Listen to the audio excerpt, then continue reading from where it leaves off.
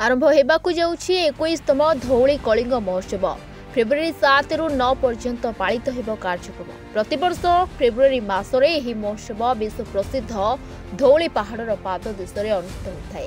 देश विदेशर ख्याति संपन्न कलाकार माने नृत्य और संगीत माध्यम अवस्थित शांति स्तूप को साक्षी कर शांति और मैत्रीर वार्ता प्रदान कर उत्सवर प्रमुख लक्ष्य होउछि देशर युवक समाज विशेषकर छात्र और छात्री मानकु भारतीय संस्कृत महान गौरवोज्वल ऐतिह्य और परंपरा विषय नृत्य और संगीत माध्यम सचेतन कराइबा।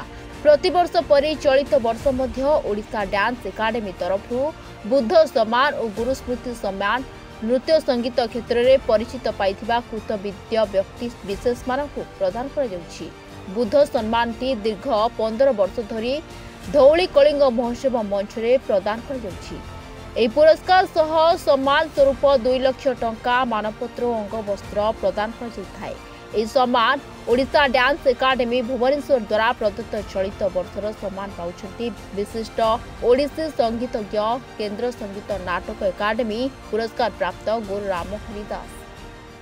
प्रवासी भारतीय जो उत्सव होता से आम 350 कलाकार नहीं कि तार ओपनिंग सेरेमनी होता किंतु जेहेतु सेठी रेस्ट्रिक्टेड ऑडियंस थिले बिकॉज प्रवासी भारतीय माने जो माने रजिस्ट्रेशन करथिले तेणु आमे भाबिथिलु जे सर्वसाधारण को पाई देखिबा पाई सेटा परिवेषण हो।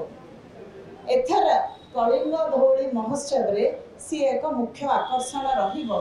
सेथिरे 3000 वर्षर इतिहास को ओडिशार इतिहास को आमे बखाणीबा।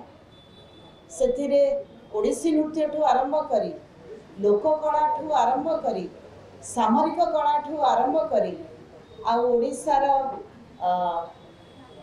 जो आमे कहबा जे ओडिशा केमिति डाकुची प्रवासी भारतीय को और प्रवासी ओडिया को आसंतु ओडिशा को देखंतु ओडिशा को नहीं विश्व मानचित्र रे पहुंचा सेटा गोटे रही। प्रथम दिन रही गुरु ज्योत्स्ना राणी साहूंकर ओडिसी दलगत ओडिसी तापर रहिबा पवित्रा भट्ट एंड ग्रुप बॉम्बे रु से माने परिवेषण करिवे भरतनाट्यम।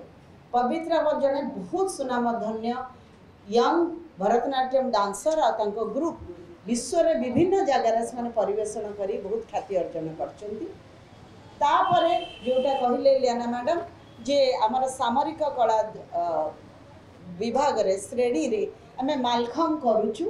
मालखम सामरिक कला रे जो माने निजको नियोग करती नियुक्ति करती से मानको बॉडी कसरत करिया को पड़े। मालखम होचे गोटे तादर प्रक्रिया।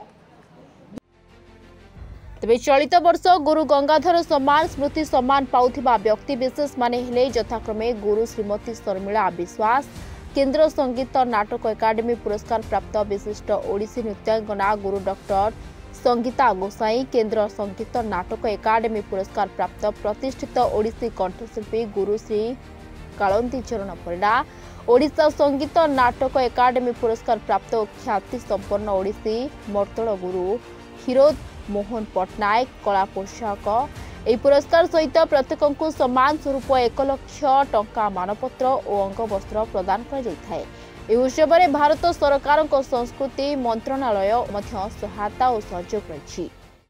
गोटे क्लासिकल उपरे आ गोटे मार्शल उपरे एटा this is the unique feature of this festival. आ कोठी आपन सेतिया फेस्टिवल पाइबेनी कोठी माने हमरे माने क्लासिकल परे मार्शल आर्ट देखाउ जाउछ।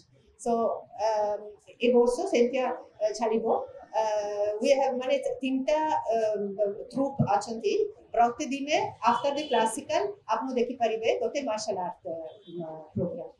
हम से जते बेले मार्शल आर्ट हम कोचू मार्शल डांस माने मार्शल आर्ट बेस ऊपर डांस कोरियोग्राफी हमें प्रेजेंट करबा को चाहूछु।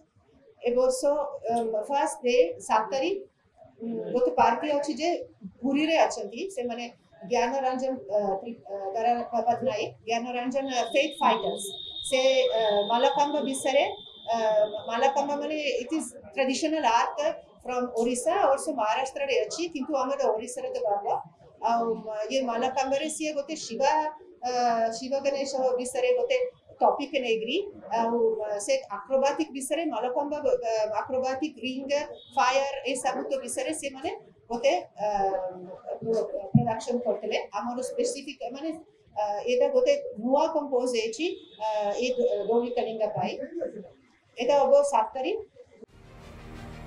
भुवनेश्वर आदर्श राउत को रिपोर्टर्स टुडे।